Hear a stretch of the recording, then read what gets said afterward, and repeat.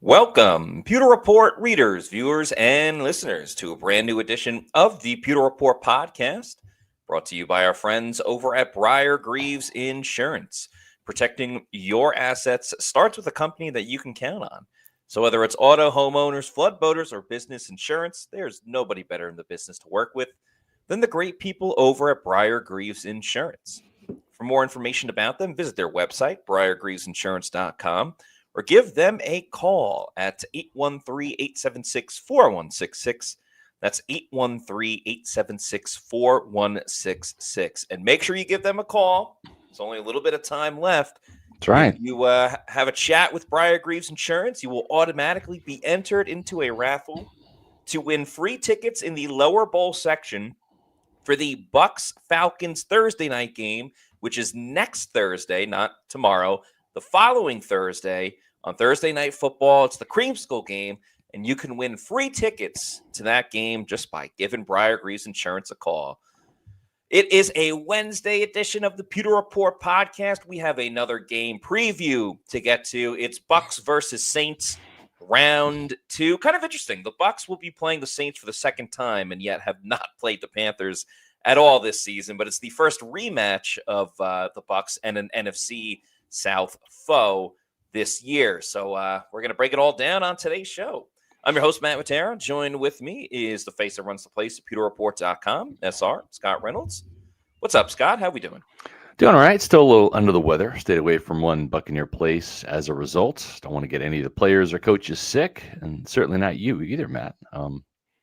Just kind of like what I do when I don't feel well. I don't want to be the reason somebody's not playing well on Sunday. So we'll see about tomorrow. But the good news is, well enough to do a podcast. This is our second podcast of the day. If you missed it earlier, we did an emergency podcast. It was a fun one because we got to talk about the Bucs getting Mike Evans and Jalen McMillan back at practice today. And let's start right there, Matt, before we get into the preview. Quick little recap. This was a walkthrough practice, not terribly surprising, considering it's a Wednesday. That's typically what Todd Bowles would do from here on out. He's been doing it for several weeks now. And we're not going to see Mike Evans or Jalen McMillan suit up, I don't think, on Sunday for a couple reasons. Number one, Todd Bowles has yet to see these guys practice yet. He's yet to see them do football things. They've been running around. Today was a walkthrough, so there wasn't really any running, just walking. And then you've got a practice tomorrow and then a practice Friday, and then that's pretty much it. You have a Saturday walkthrough, and then there's the game on Sunday. I just don't think it's going to be enough time to get these guys into football shape. And certainly Jalen McMillan, somebody who has not even put on a helmet yet that we know of and ran out there and done football things. My gut feeling tells me maybe Mike Evans for the Falcons game, but probably a couple of weeks out, maybe that Panthers game for both of these guys coming back. I like what you said earlier in the podcast that we did earlier this morning, Matt. Bucky Irving and Chris Godwin returned to practice for a couple weeks before they were actually out there with their teammates on game day. Yeah, and Todd Bowles kept talking about that they've done some running and they've looked good running. He mentioned that Jalen McMillan has a smile on his face, which is great because he should be smiling after having a horrific injury. That when you're talking about a neck fracture and the neck injury, it's something that, definitely is a cause for concern. I'm not officially ruling out Evans or McMillan for this Sunday against the Saints. It's not likely, but Todd Bowles didn't. He gave like the typical, we'll see how they look tomorrow in like an actual practice. But there's been other times for as all over the map Todd Bowles has been. Yeah. There have been some Dr. times Todd where Bowles. Yes, Dr. T-O-double-D.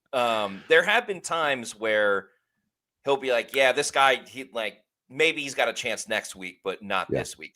And he didn't say that today. So again, I'm not sitting here right now and saying they're playing against New Orleans. Get ready, Bucs fans. Yeah. But the fact that he didn't totally rule them out, I'm going to give it a little bit of a chance. So you're saying there's a chance. Yeah. But yes, for sure, Atlanta, I think for Mike would make a lot of sense, especially just in the red zone type of situation. Right. Baker Mayfield spoke about that today, how much his presence has been missed and how much when you have Chris Godwin Jr. in the red zone, added with Mike Evans as well, how much more formidable that Bucs offensive unit looks. There's no doubt that they need him. And to be honest, whether it's this Sunday or if one of them is able to go next Thursday, it's a nice little tune-up before they go up against the Carolina Panthers in their most important game of the season. So I'd love to see them within the next 2 weeks, but ultimately everything's got to go the right way because you don't want to worry about tweaking something or throwing something off, and then you're not able to go for Carolina. So that one's most important, but I think all of us want to be a little greedy and see these guys earlier. Sure.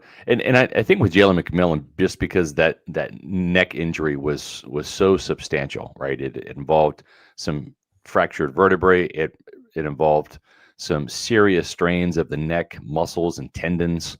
And he was really in a neck brace for months. I mean, we're talking months. This happened back in the middle of August. You were there for the joint practices with the Steelers. I mean, that was a long time ago.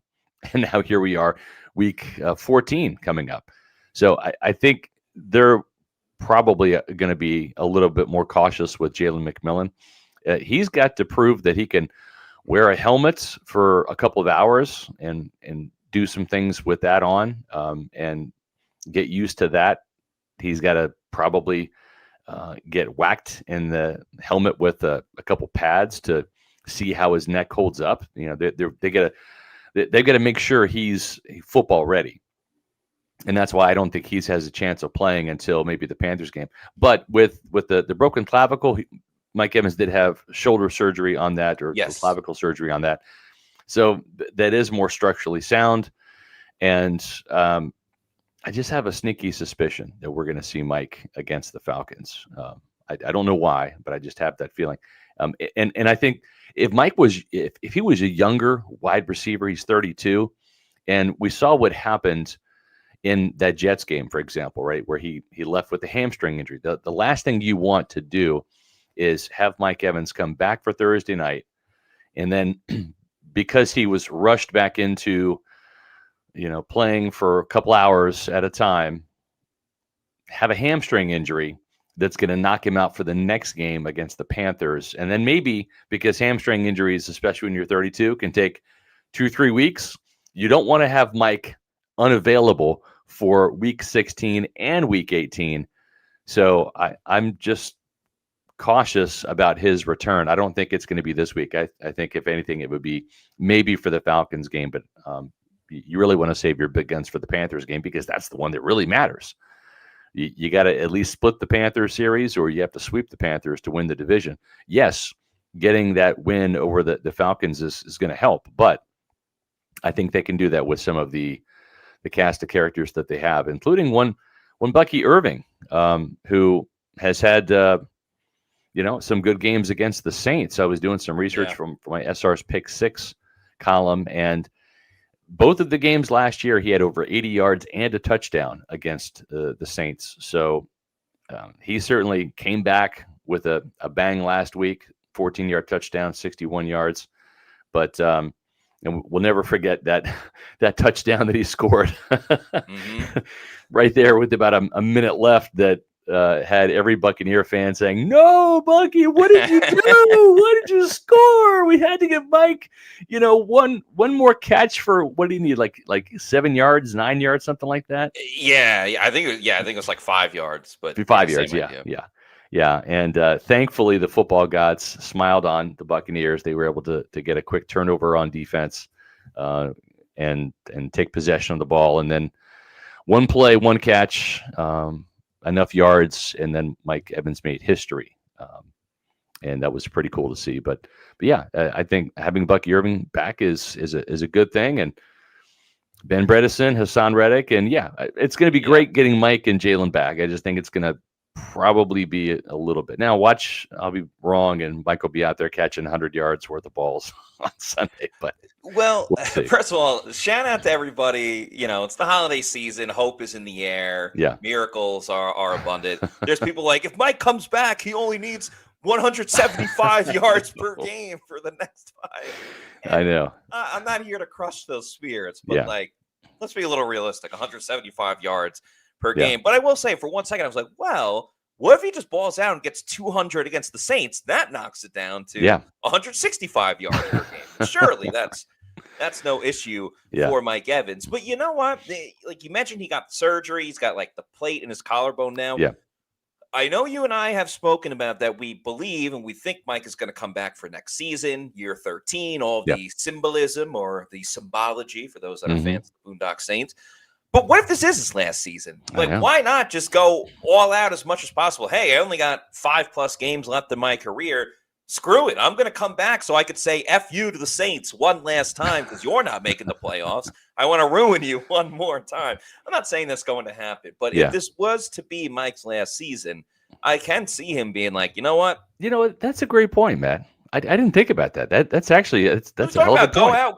Go out, guns a-blazing, shoot out type of thing. And the Bucs will be smart about it. Then I can say, okay, Mike, well, Emeka Buka's been doing 90% of the snaps, so your time's up, buddy. Now you got to go 90%. No, like if you, again, hypothetically, if he were to play on Sunday, he's probably playing 20% of the snaps, maybe 25% of the snaps, that's maybe even 30, because that's what Chris Godwin Jr. did. Yeah. But yeah, he's not going to go out there and play 75. Yeah. I kind of like the idea, play 25% of the snaps, the next game, double it, go to 45, and then that Panthers game, full-blown, 70%, and then kind of work your way up from there until hopefully the playoffs. And then he's like really ramped up and ready to go. So I think that would be the best way to go about it for him specifically if he's able to come back. Yeah, I could see that. And I thought it was pretty telling today. And we love Baker Mayfield. He's got some great quips in his press conferences, and he'll make some noise, right? He'll make some news during those press conferences. But he was pretty forthcoming and kind of admitting, and he's been a guy that, and he even said it today. Hey, we'll worry about, and I'm paraphrasing, we'll worry about Mike and Jalen coming back, but we have enough guys to win with right now, right? He made that clear last week. He made that clear again today. But he did say, yeah, I kind of miss having Mike and Chris in the red zone and throwing into the end zone there. And why wouldn't you? Right? When you got a 6'5" wide receiver who can go up and catch balls like he's a rebounder in the NBA, and Chris Godwin, who, as Baker accurately put, he understands zone coverage incredibly well, especially in those tighter quarters when you're down there in the low red zone. You really only have the actual 10 yards of the end zone to work with, and maybe you're at the 7-yard line. So you got 17 yards, right? That's as deep as any route can go. Otherwise, you're back through the end zone. But he missed having those guys back, and of course, Chris had an opportunity for a touchdown. Literally, he did. Let it slip right through his hands, and I get a funny feeling he's going to catch a touchdown on Sunday against the Saints. Yeah, why not? That would be the time. And I was actually watching a video. This was recorded like in training camp, but the Bucs have been putting it throughout the season. I don't know who the social media person is. I think he's got like his own channel, but he was asking Chris Godwin. He's like, how well does Chris Godwin know Chris Godwin? And there's a couple of like, what'd you do with your high school stats with this and this? And then there's one about your first career touchdown was against the Saints. Who was the corner that he like beat on the play for the touchdown? Yeah. It is fitting that they are playing the New Orleans Saints, this weekend and in Raymond James Stadium. Yeah. But to your point, Godwin dropped that ball in the end zone. Emeka Buka had a tough drop. The more and more I watch replay of the Bucs, and the more and more we hear from Baker and guys like that. Yeah. And you see Bucky back and Ben Bredesen.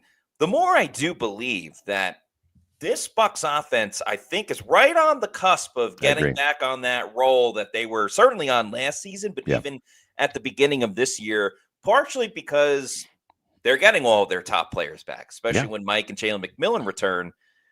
But also, they're just, again, player execution. They're just a couple of plays away from that 20 turning into 28, 31, 34.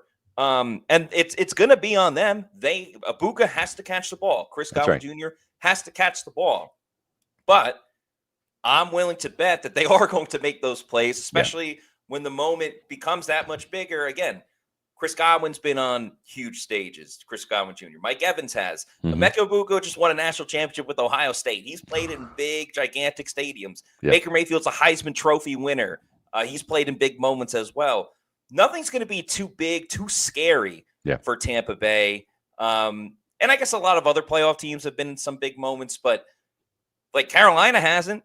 That's going to be the biggest game for the Carolina Panthers in what? Since Cam Newton played? You know? Yeah, so that's a good I think point. that's something to factor in as well. So. Yeah, and I think the other thing too, when you look at this game, and we're going to let the cat out of the bag for tomorrow's show. We had an alternate title. We decided to clean up a little bit, but I liked your title better, Matt. Thank you. Tomorrow's show, Bucs cannot mess this up. Okay, you cannot lose to the 2-win Saints at home. It's been done before.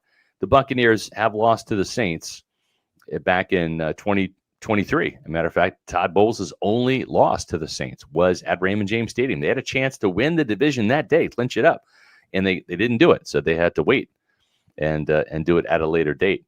But it was one thing. I know Buccaneer fans were like a little nervous because the team had lost 3 games. What was going to happen against the Cardinals? The Cardinals played the Jaguars close, took them to overtime, 27-24 loss at home. The Saints, they went into Carolina right on the heels of the Panthers going up to Lambeau and beating the Packers. Exactly. And Tyler Shuck handed the Panthers a 10-point loss. I mean, the Panthers look bad. That's the worst game they've had all year. 17-7, the Saints went up there and beat the Panthers. That was a road game in the NFC South with Tyler Shuck at the controls. And, of course, he was the second-round pick of New Orleans this year. And you might remember he really got his first action in the second half of that game. They benched Spencer Rattler after Rattler threw an interception and also had a fumble in that game. And Shuck came in, threw his first interception, courtesy of Antoine Winfield Jr.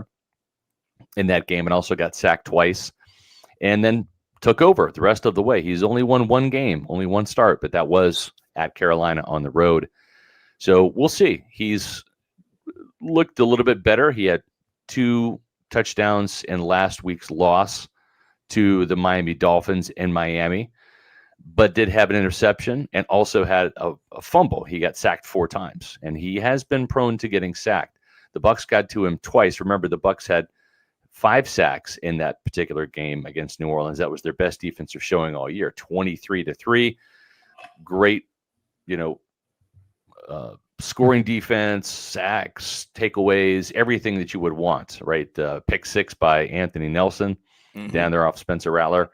But Shuck has been sacked 9 times in the past 2 games, 5 by the Falcons 2 weeks ago, and then last week 4 times by the Dolphins. So maybe Todd Bowles can hit the repeat button and dial up a similar type of performance. But it's interesting to note that for whatever reason, the Saints seem to play the Buccaneers better and tougher in Raymond James Stadium than their own place. Like if you go back to that 2020 season, Tom Brady's first game, Brady threw a pick 6 and didn't have any preseason games and all that type of stuff. Bucs didn't look sharp in week 1, and they lost to Drew Brees and the Saints. Everybody was like all ginned up about, the Bucs are so much better now later in the season, and they got waxed 38-3. Yeah. So and that's why it's big for the Bucs not to have the stub your toe game. And you're absolutely right, because 2 seasons ago it was, I want to say New Year's Eve, and it was like, all right, Bucs are going to win, clinch the division, ring in the new year, and then they lost, so they had to win the following week in Carolina, which they did. But you had to sweat it out a little bit of winning that last game of the season.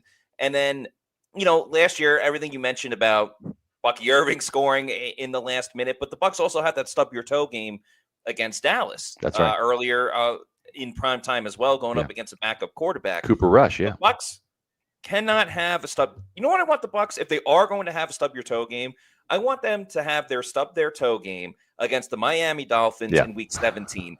After the Bucs have defeated the Saints, the Falcons, and the Panthers to clinch the NFC South division. And then we're going, oh no, that screwed the Bucs out of maybe getting the 2 seed versus that screwed the Bucs out of, winning the NFC South. So I definitely think with Tyler Shuck compared to Spencer Rattler, Shuck gives the Saints more of a possibility to win this game. As Todd Bowles mentioned, we've been talking about, he is a little bit more mobile, can make some throws, but at the same time, the last time the Bucs played, they won 23-3. Of course, Anthony Nelson outscored them. These are the points that the Saints have scored since that game.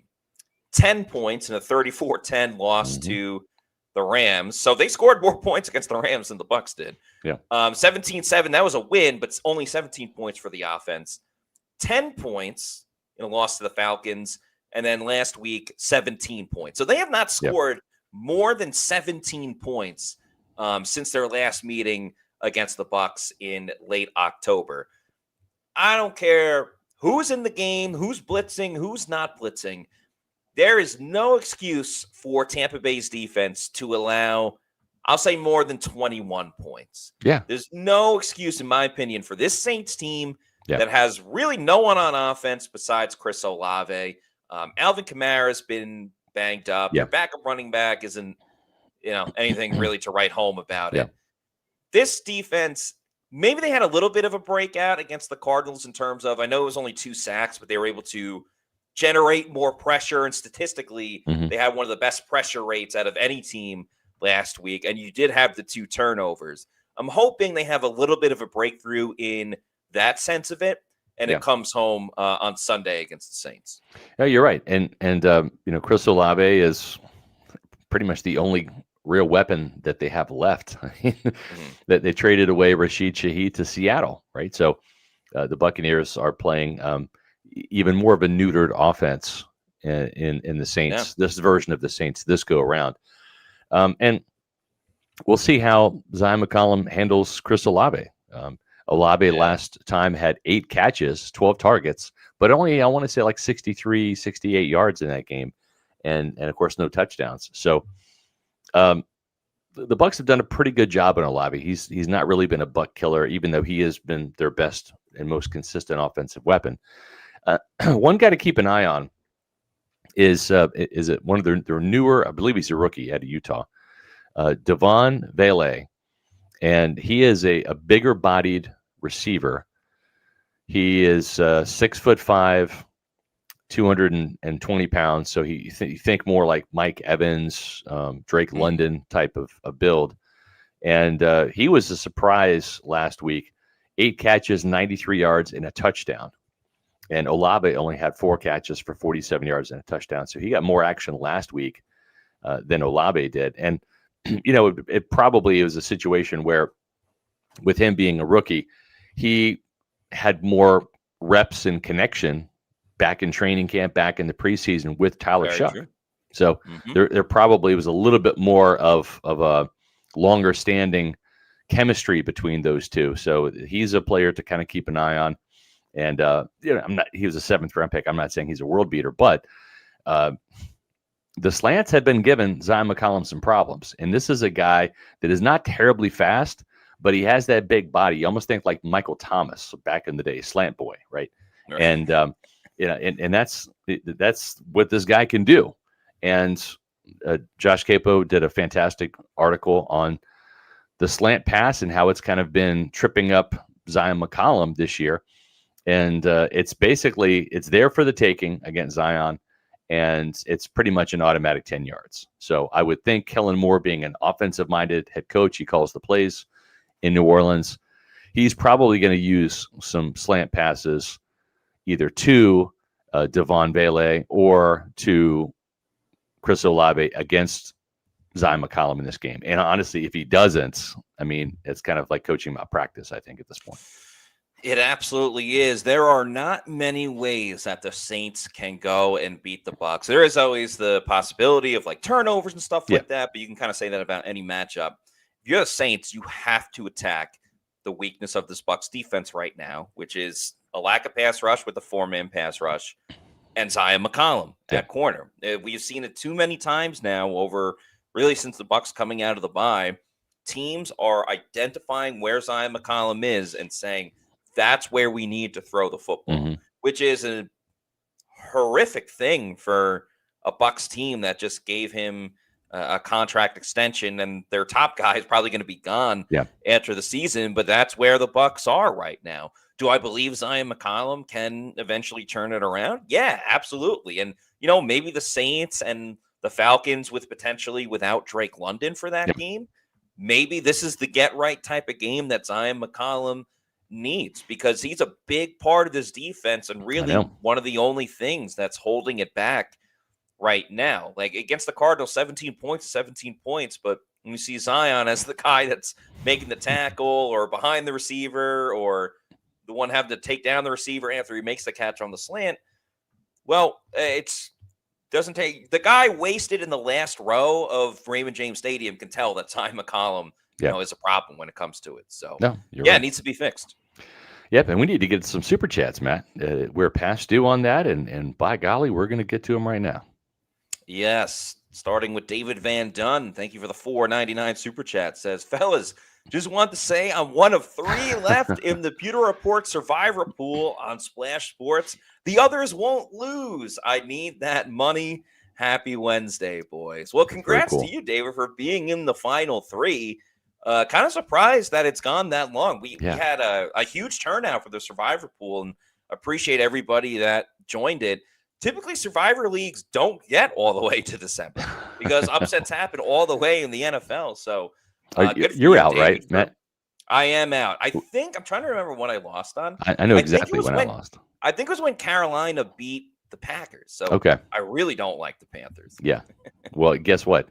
I lost when the Titans rolled into Arizona and beat the Cardinals. That was a big one. A lot of people got knocked out on that one. Yeah, that was the one that got me, those damn Titans. So, but yeah, shout out Splash Sports. You can do weekly pick'ems as well if you still want your taste for picking a game or every game each week. But yeah, good luck to you, David.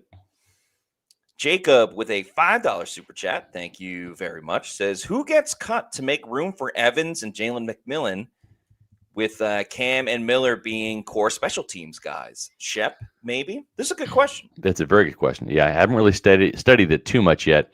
And I think this is part of the reason, too, why they probably won't be making a move and putting these guys in the active category, because they're both on injured reserve. They do have to make a roster move to get these guys up on the active roster. So it doesn't necessarily mean there's going to be a wide receiver either, right?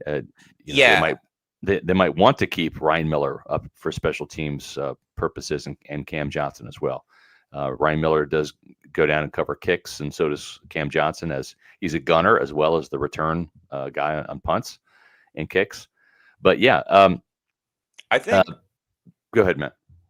Well, I was going to say Connor Bazelak probably is one likely candidate because he's signed to the active roster right now, but they could just cut him, put him on the practice squad, and then elevate him, because the main reason why they signed him was because of Baker's shoulder injury. But that's definitely one guy that would make a lot of sense. And then Sterling Shepard, I guess, would make sense because he's not going to go anywhere else. Yeah. Because he only wants to stay in Tampa. Right.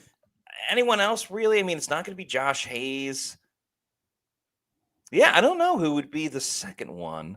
Yeah, I would think maybe you look at either CJ Brewer or probably a D lineman. Yeah, or Elijah Simmons. Elijah Simmons has been inactive the last couple of games, which has been a little noteworthy. So now you might want him for the Panthers game because they're going to be running the heck out of the ball with Rico Dowdle and Chuba Hubbard. Mm-hmm.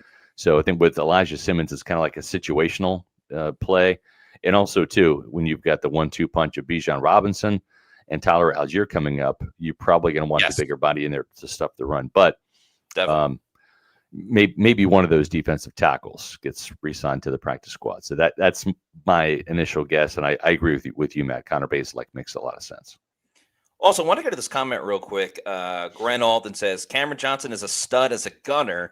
Ran down and caught the ball before it landed on a punt. That's right. Yeah. Give him up. Yeah, I mean, Cameron Johnson, you think like the punt returner, but he's been dynamite on special teams, pinning the ball back, and that's also why Riley Dixon was the NFC Special Teams Player of the Week. Now, I think a lot of it was because nothing else was going on in the NFC, because Riley Dixon was really good, but I wouldn't say he was like outstanding or anything like that. But congrats to Riley Dixon on winning NFC Special Teams Player of the Week, and I'm sure Cameron Johnson certainly helped. Yeah. Also, interesting comment.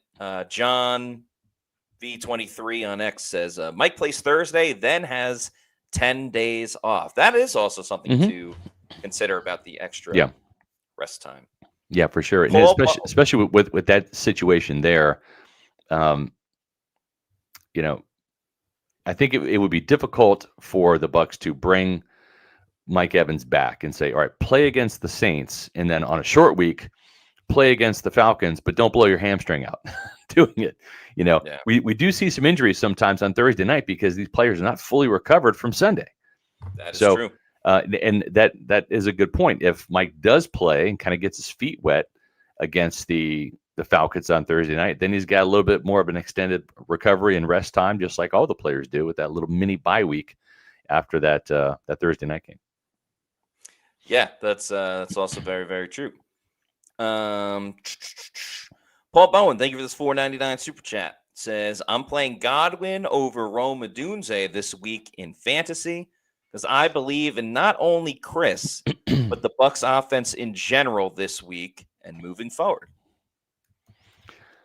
Yeah, I was encouraged to see what Chris was able to do last week. I hope it's a sign of things to come. Before I am full gusto in saying the old Chris Godwin is back, I want to see it again, if that's okay. Just because he's 29, coming off of a serious injury, and it was great to see him do that. I'm not rooting against Chris whatsoever. I'd love to see that become the new norm. I think Chris Godwin would take 3 catches for 78 yards every week from now on. I mean, that's quite an average. That's a nice day. But at the same time, we'll see. The Saints secondary, it's good but not great. Kool-Aid McKinstry, he's had a kind of an up and down season. Isaac Yiadom is one of their other corners. Alontae Taylor in the slot. Jonas Sanker is an up-and-coming safety. We liked him coming out of the draft, Matt, out of Virginia. He's a rookie. And then Justin Reed. So they've got some pretty good pieces in the secondary. It's a good but not great secondary. And actually, against the pass, the Saints have the 7th best pass defense, 187.7 yards allowed per game. Part of that is a function that they have a hard time stopping the run. They gave up 164 yards last week to the Dolphins. 134 of that was to Devon Achane. He also had a touchdown against the Saints in that 21-17 win over New Orleans by the Dolphins. And their rush defense, not very good. 21st in the league. They're allowing an average of 126.9 yards per game. That's got to be music to Bucky Irving's ears. Yes, especially because Bucky was good coming back this last game, but he still isn't even the great Bucky Irving that he was last year. But even with the production that he had, because you see like 61 yards, you're like, all right, not bad. It was a very effective 61 yards, in my opinion. Yeah. And what he did in the receiving game as well, which I think will only grow a little bit more now that Josh Broussard knows, okay, he's fully back. Because you see guys come back, like even Chris Godwin Jr., who we were just talking about. When Godwin came back for the Seattle or for the Eagles game and then the Seattle game, he didn't look all the way back the way that Bucky looked all the way back when Bucky returned. Great point. Last Sunday. So I think there's even more in the bag of tricks that Josh Broussard, and I'm not talking about trick plays, but just in general, of more that Josh Broussard can do with Bucky Irving. And again, having Ben Bredesen back in the interior of the offensive line. So I think Bucky's really going to be unleashed in this game specifically. I would not be surprised. I might even do an alternate prop bet of Bucky Irving. I think it's over under right now. I haven't taken it yet, but it's like hovering around 70.5. Mm-hmm. I might do an alternate line of Bucky Irving 100 rushing yards and get that plus payout, because the Saints defense factored in with the Bucs getting healthier and there's more to game plan for. I love this matchup for Bucky Irving for sure. And again, he had at least 80 yards in each of those games last year, plus a touchdown. And I think it's important to know, too, for Josh Broussard, and you made a really good point. We'll get the super chat in a second, but you made a really good point, Matt. Just because you have a guy back like Chris Godwin or Bucky Irving from injury, you don't know exactly what they're capable of doing and doing well, right, until you see them do it in a game. Right. And It's so not the matification of football. Like Madden, your exactly, guy's yeah. hurt, they come back, bam, all right, he's a 95 all over Yep, again. But exactly right, exactly. And so, to your point, which is spot on, it's hard for Josh Grizzard to build a game plan around. Well, is Jalen McMillan going to be back this week or not? Right? Or what do I do with him? What can he do? Right? And so the thing is this is why I don't think Jalen's coming back at all this week, and probably not against the Falcons on a short week, is because of that. Because the game plan is already pretty much installed. I mean, that's what Wednesday's for. Tuesday, the coaches sit in a room for like 18 hours, watch film. They devise the game plan. The quarterback's in there, and then they install it on Wednesday in meetings. They do the walkthroughs. They take it to the field on Thursday, and they're continuing to work that. They'll work situational football. 2-minute drill, red zone. Third and long. Third and short. Those types of situational things. That's what practices are for. But the game plan is laid out. It's constructed and laid out on Tuesday and Wednesday, and it's really hard sight unseen. Just because you're opening the 21-day practice window, like Josh can't sit there and say, "All right, we're going to run this for Mike, run this for Mike, run this for Mike," and then all of a sudden, it's Friday. And Mike looks a little out of shape because he hasn't been playing football and all this, and the hamstring's a little tight. I didn't pull it, but you know what I'm saying? It's like you can't just go full throat with your game plan and saying we're having Mike and we're having Jalen when you might not. So I think that's why, what you said earlier, how they kind of took their time with Bucky and Chris, see what they could do in practice. What are these guys capable of doing? And then are they going to get to Sunday? Are they going to be physically able to go? And I think Bucky probably could have played against the Rams, right? But they wanted to hold him out until the Cardinals game just to make sure. And I think that's the right call, because we saw a really great fresh-legged Bucky Irving do his thing against the Cardinals. And so with the Falcons game, that Thursday night game, that makes it a little bit even more difficult for someone like Jalen to come back for that Thursday night game, because you just don't have the practice time. You're not going to be able to get on the field because they're going to have walkthroughs the next week. There's not going to be any practices from when they play the Saints until they have the game Thursday night. So there's not going to be any practices for Mike or for Jalen to actually put the helmets on and do football things, because they're going to be walkthroughs. No, absolutely. And let's be real. I don't even think the Bucs make it close against the Rams if Bucky did play in that game on Sunday Night Football. The way that the defense was playing and just how everything unraveled. Thank you to Lucas Crane for this $5 super chat, who says, over under 1.5 on how many touchdowns the refs will rob from the Bucs defense against the Saints this time. Man. Love the show. Best Bucs coverage, hands down. Thank you very much for the kind words, Lucas. And also, thank you. There's been a couple of people I've seen on social media, Spotify in December, they say, like, here's the main artists you listen to and music. And people have been tweeting at us saying that Pewter Report is the top podcast that they've been listening to. That's cool. So, that's awesome. Thank you so much for all of that. Keep tagging us. We'll either retweet it or reply and all that stuff. But thank you so much for that, and appreciate the kind words. How much will the refs rob the Bucs? Well, it was 2 against New Orleans earlier in the year, right? And they pretty much got robbed of 2 on last Sunday as well. Yeah. So I don't know. Hopefully it's the under. I hope it's the under, but you never know with these referees. Yeah, boy, I kind of forgot about that. I did that epic rant against the refs. Yeah, it was awesome.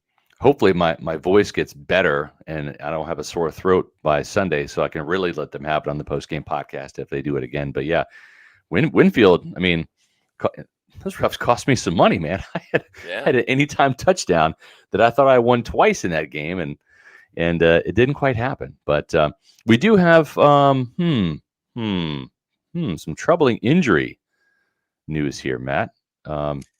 Tristan Wirfs missed practice today with an oblique injury. That's not good. That's not good.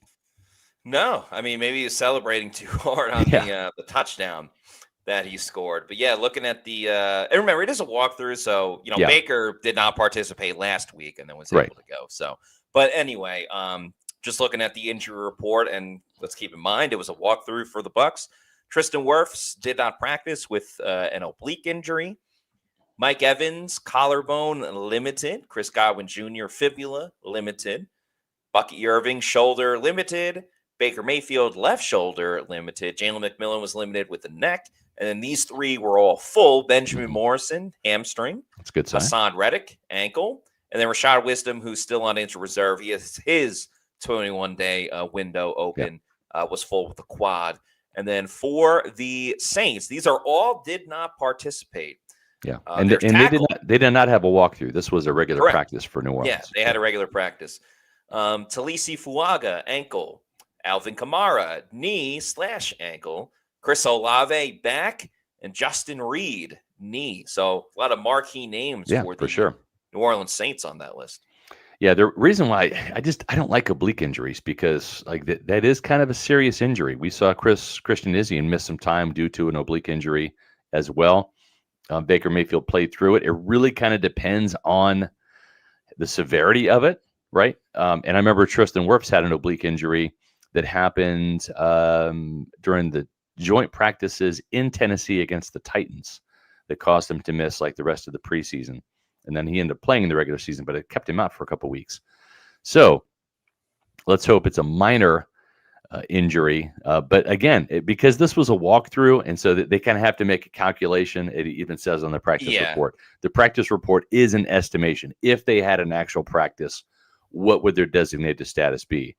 And so the fact that Tristan Wirfs didn't even practice at all, a little alarming. Something to keep an eye on for sure. So make sure you stay tuned to pewterreport.com and our X account at Pewter Report, and we'll have the latest news on that tomorrow. And we'll see if Tristan is actually a go or maybe not a go tomorrow at practice.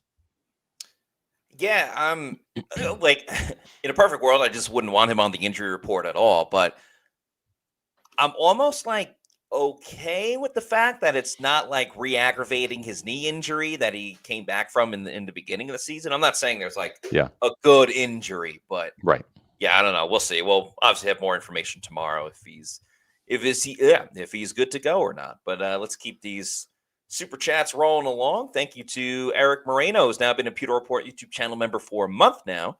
Says, any advice to get through Christmas? Anything helps? I'd say play some holiday tunes. If you have any traditions that you and your dad and your family would do, I would recommend doing that as well, and just sharing old stories about it. Keep the memory alive. I think that's the thing. A tough day.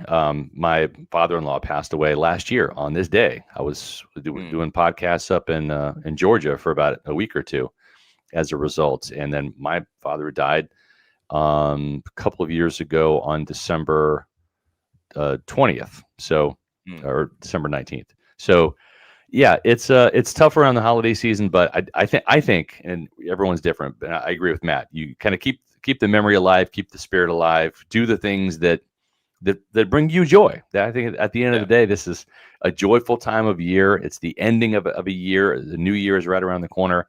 So do whatever makes you happy. Spend time with friends and family. And if there's certain friends or family you don't want to see, then don't spend time with them. All right. We always have, that aunt or uncle or somebody in the family that you don't quite get along with. But everyone else, partake in the revelry of the Christmas time and the holiday season. Yes, that's right. Brian Shucker, thank you for the $10 super chat. Says, just thanks, as always. Thank you. Thank Brian you. Shucker, we appreciate you. You're one of the best, man. Appreciate it very much. Yes. Stitch Happens Cat, thank you for the $4.99, says, the Panthers are going to look at that first game against us as their Super Bowl. I hope we are prepared. Not Humana ahead, just an opinion. It's definitely going to be the Panthers Super Bowl. Again, they have not played a big game since, I don't know, maybe the last time they were in the Super Bowl with Cam Newton. Years and years ago. This is going to be the biggest game that Dave Canales has ever been head coach of. Yeah, I will say, though, that was a pretty big game last week against the Rams, right? Because that was that was the best team in football, right? That was the number one team atop the power rankings, and they got that win. We'll see if they can do it again, right? We'll see if they can bring that energy and match it. It's just different when it's a division rival too. It just is, right? Like we remember when the Rams lost, the 49ers went in on Thursday night and beat them at SoFi Stadium. And, and I thought, wow, that's kind of crazy. Mac Jones going in there and beating Matthew Stafford. But that's what happens in a division rivalry, right? It's sometimes, like the Saints rose up and they beat the Panthers in Carolina, right? Nobody saw that coming. So it's just different in the division. And I think for the Buccaneers, it's a matter of, keep being the bully, right? This is your block. You're the bully of the block, and don't let Dave Canales and the shiny happy people in Carolina, think that they can take your turf. It just you sometimes you got to be the bully, and I think the Bucs just need to do that, and then it kind of psychologically gets in their head. Like, for example, we talked about this on Monday's show a little bit. I think you and I were both of the sentiment that we didn't see the Bucs just take it to Carolina in week 18 like they did, or week 17 like they did last year. Correct. Right? Because that game at Carolina was so close, overtime. I expected, wow, boy, I think I might even pick Carolina to upset the Bucs in my picks. But it didn't happen because the Buccaneers just rose up and they said, not today, Satan. And not that Dave Canales is Satan. He's actually probably closer to Jesus than Satan. Yeah, he's like Jesus' right-hand man. Probably, yeah. Dave Canales would probably be a disciple if we want to get a little biblical at Christmas time. Yeah, he would have been at that Last Supper. Great human being. Yeah, exactly. Boy, this analogy went off the rails, but you get my point. I think that you can get in a team's head, and if the Bucs, go into there saying like, you think you have a chance today, but you really don't. We're going to beat you again on your own turf. That just sends a message, and then we'll see if the same thing happens in week 18, or maybe they don't even need to by then. We'll see. We shall. Kings are awful. Thank you for the $5 super chat. Says, feel like if you go back a year from today, you guys are talking about a must-win game against a mediocre team. Only difference is the Panthers team is closing in. Yeah. Yeah, you're not wrong. Yeah. This is the Todd Bowles playbook, for better or for worse. That's right. It's start out hot, lose 3 or 4 in a row, get back out of the mud, get on a winning streak, maybe stub your toe, and then win a must-win game. So that's right. I don't know. I mean, that's what we've seen with this team. The question has been, can they correct some of those mistakes? Now, Todd Bowles has when it comes to in-game management and personnel usage, but there's other things that he hasn't overcome some hurdles just yet either. So that's right. And then David Weber, thank you for the $1.99 super chat, says, are we the only team without a tight end touchdown this season? I think so. I think that is the mark, and we'll see if that ever happens. You do have an offensive lineman touchdown. Yeah. Tristan Wirfs got a touchdown before Kate Otten did, and Payne Durham and Devin Culp. So we'll see if it happens. I wouldn't be surprised if if it doesn't happen this year. I mean, really, they just don't seem to target the tight end much in the lower red zone, and that's typically well. I know Kate Otten almost had a touchdown. He had one where he almost scored. It was the 49ers game. Is that what it was? Remember, I can't remember which game it was. Like, he got tackled at the 1 yard line. Actually, I think it was on the road. Yeah, I think it was a road game. Yeah, I'm thinking maybe Seattle because that was like his big. That was his big game, or his big first game. Yeah, and there was like 100. He's come close. Points scored. Yeah, yep. Close, but no cigar. So that's right. Yeah, they got to rely on Tristan Wirfs to be that red zone threat. Yep. And also, shout out to Mr. Batiste, who says, first time catching a live in a while, coming down to Tampa from New Orleans for my first ever game. Hashtag Go Bucs. Hashtag my wife is a Saints fan. Wow. So Sundays are really interesting around your household because someone's usually happy. That's you. Somebody's usually not happy. That's your wife. And you know what they say? Happy wife, happy life. Unhappy wife, unhappy life. So hopefully your wife is really mad on Sunday.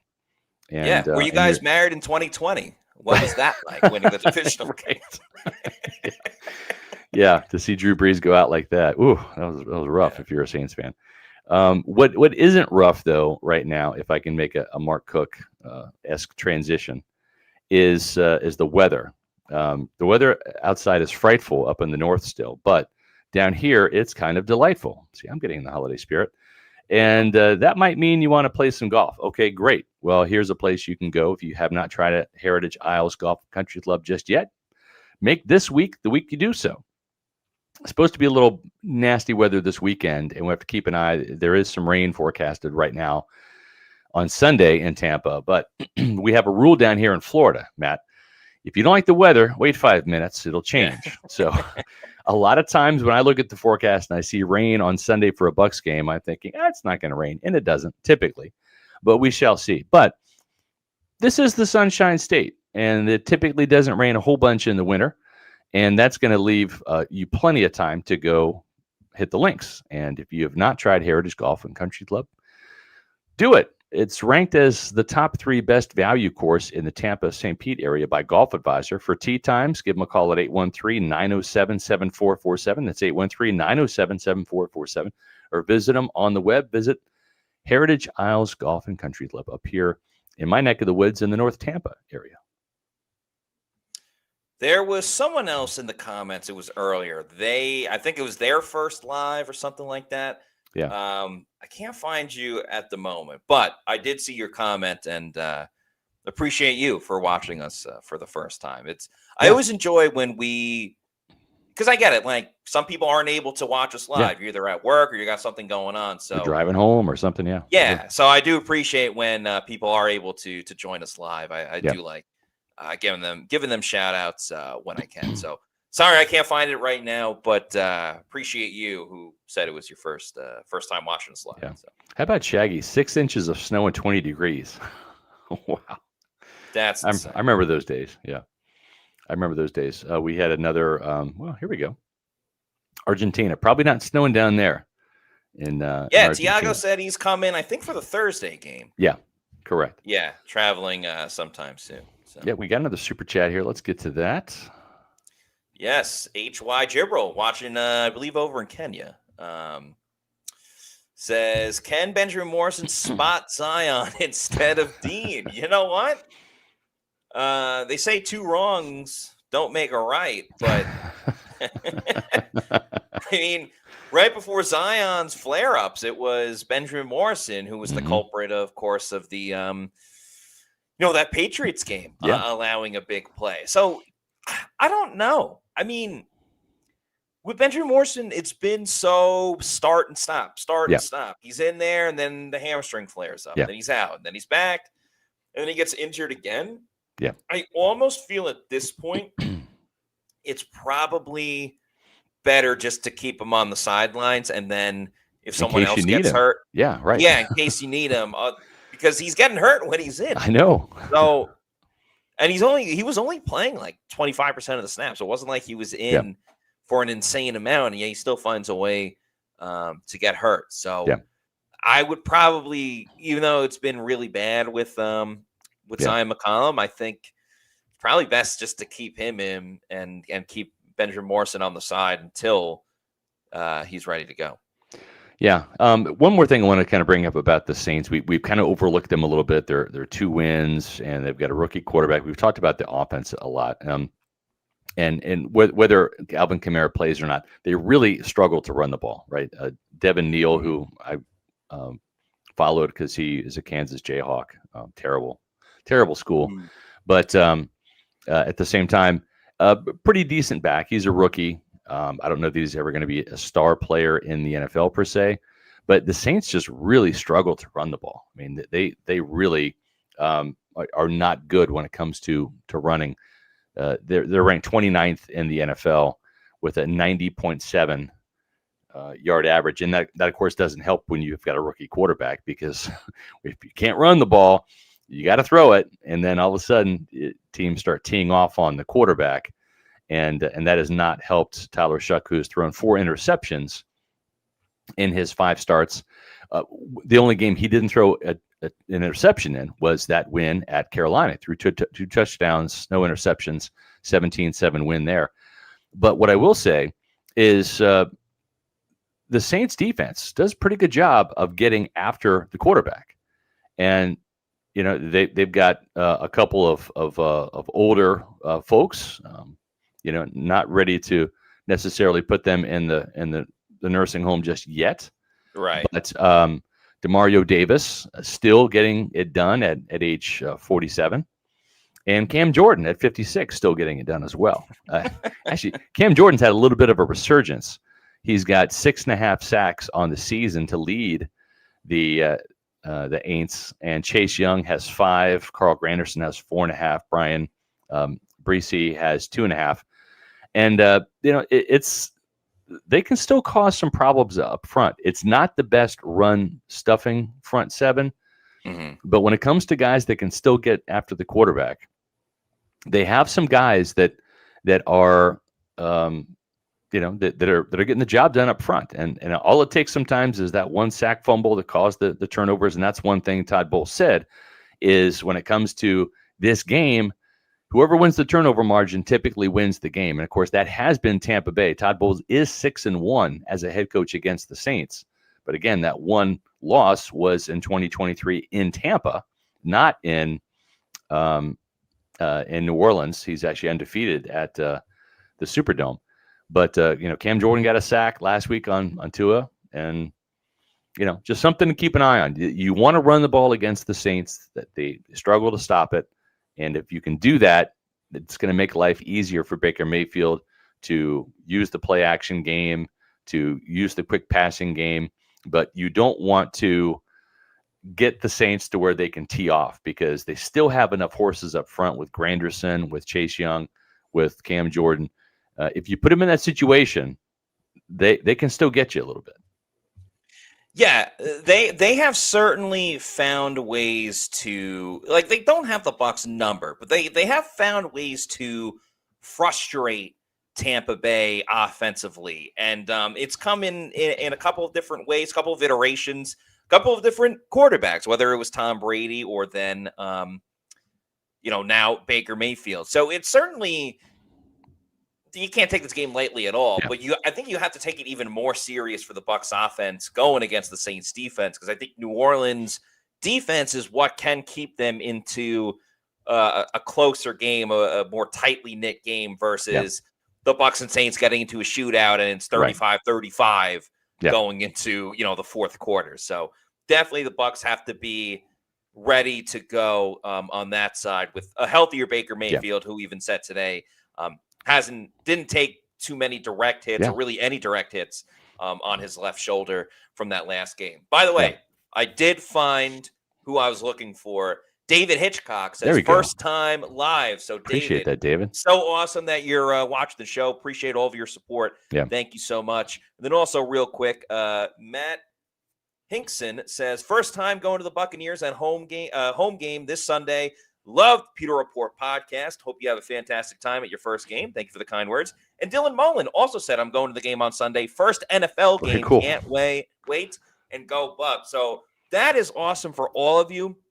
I hope the Bucs deliver you a win in your first Bucs game and first NFL game. Yeah, and let's hope that the Saints, because they have hurt Baker Mayfield. Remember last year and even the year before in 2023, they beat him up a little bit. And let's hope that's not the case. Let's hope that Mayfield comes out of this game unscathed. But you know what? If he does get injured, maybe he calls Jorgensen Law and presses charges against guys like Cam Jordan. Who knows? Welcome to Jorgensen Law, PA, where our family's legacy drives us to fight for your rights. Specializing in personal injury, workers' compensation, and Social Security, we're committed to winning for you.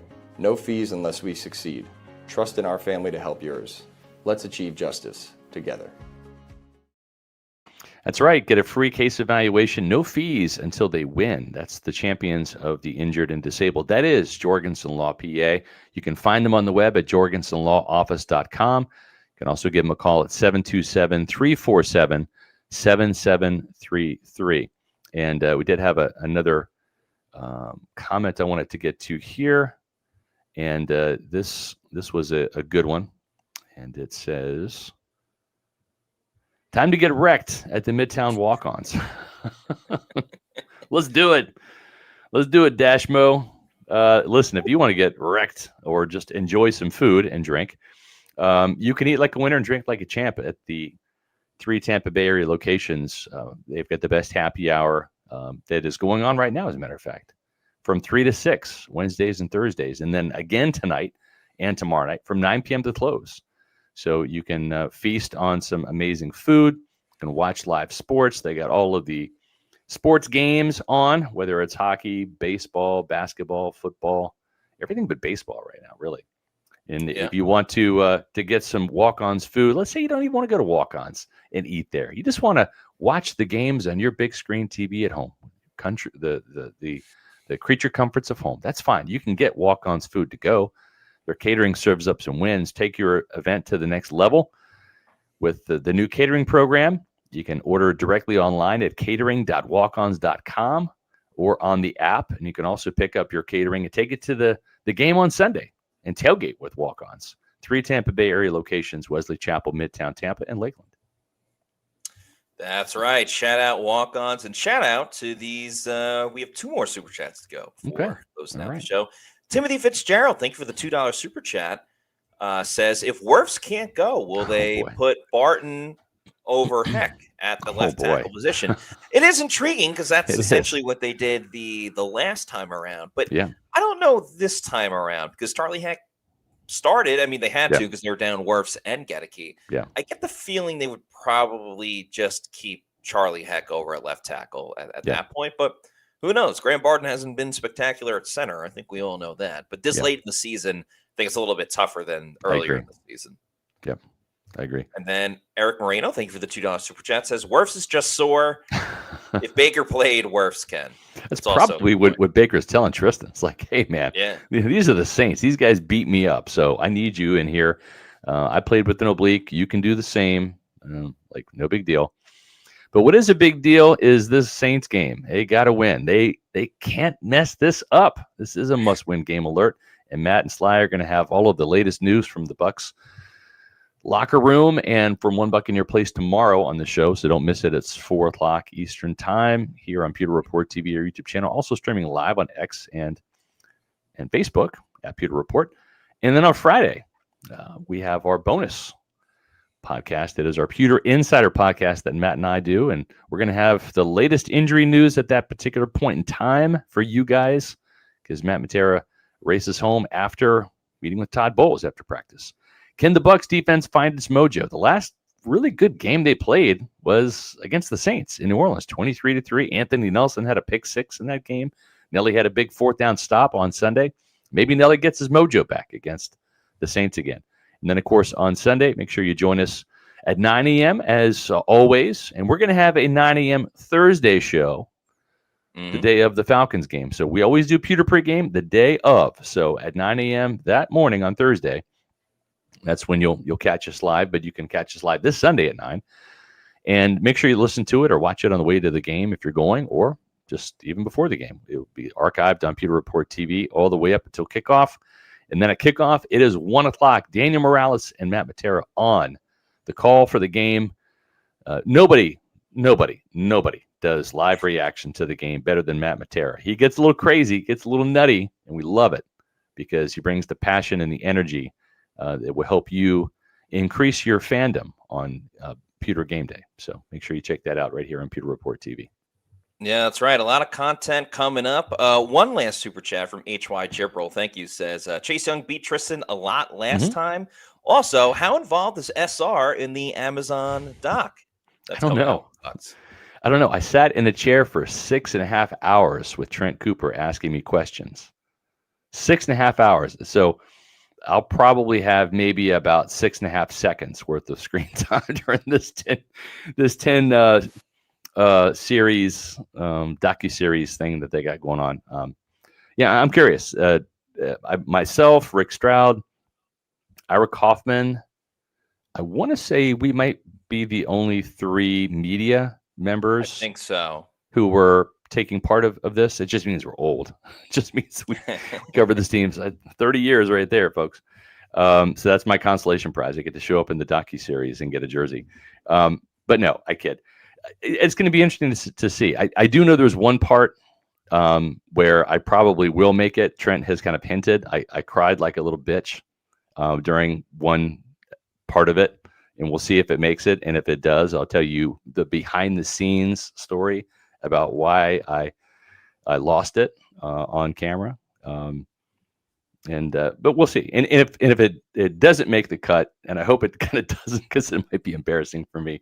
If it doesn't make the cut, put on the Pewter Insider. Then we'll put on the Pewter Insider. Exactly, exactly. So I'll get the footage from Trent either way, and I'll embarrass myself. Yeah. So. Yeah, overall, very much looking forward to watching this docuseries. It looks like it's going to be incredible and great history about the Tampa Bay Buccaneers. So, definitely we'll all be paying attention to that. Maybe we'll do a review of it on one of these podcasts. So, in the meantime, if you're not already doing so, please make sure you follow us on all of our social media on X, Facebook, and Instagram. We're at Pewter Report, and our YouTube channel is Pewter Report TV. Please like and subscribe. Leave a comment on this video how you're feeling about the Bucs going into this home game against the Saints. We got a lot more content coming up, as we just spoke about, so plenty of Bucs conversation to go on, and we're going to do it all again tomorrow at 4 p.m. So until then, for Scott Reynolds, I'm Matt Patera saying thanks, everyone, for watching. We'll see you soon for another edition of the Pewter Report